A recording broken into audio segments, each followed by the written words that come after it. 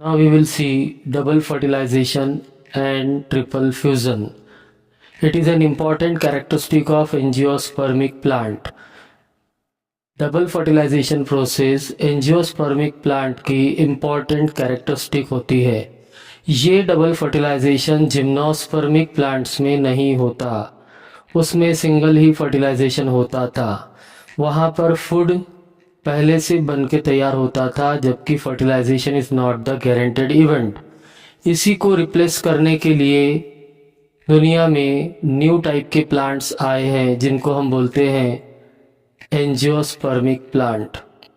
These are the modern plant in which it is ensured that food is prepared only after fertilization. Food जो है वो सिर्फ fertilization के बाद ही prepare होगा।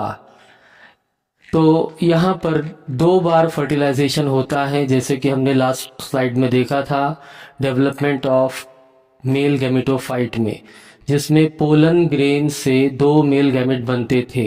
पोलन ग्रेन का न्यूक्लियस 2 तरह के न्यूक्लियस बनाता था, ट्यूब न्यूक्लियस और generative nucleus. Generative nucleus further divide होता था तो उसमें 2 मेल गैमेट्स बनते थे।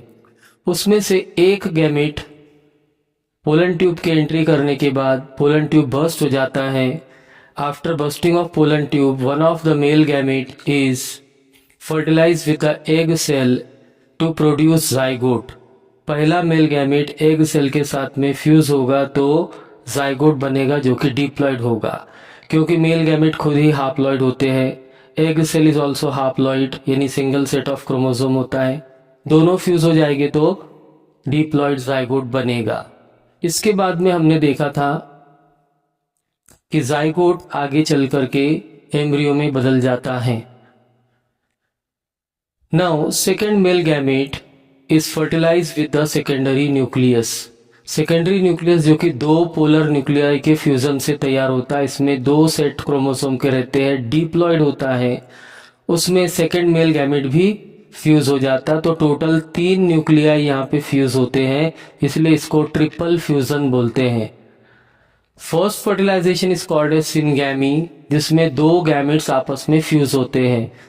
Second fertilization is called as triple fusion because here 3 nuclei together fuse to form triploid primary endosperm nucleus.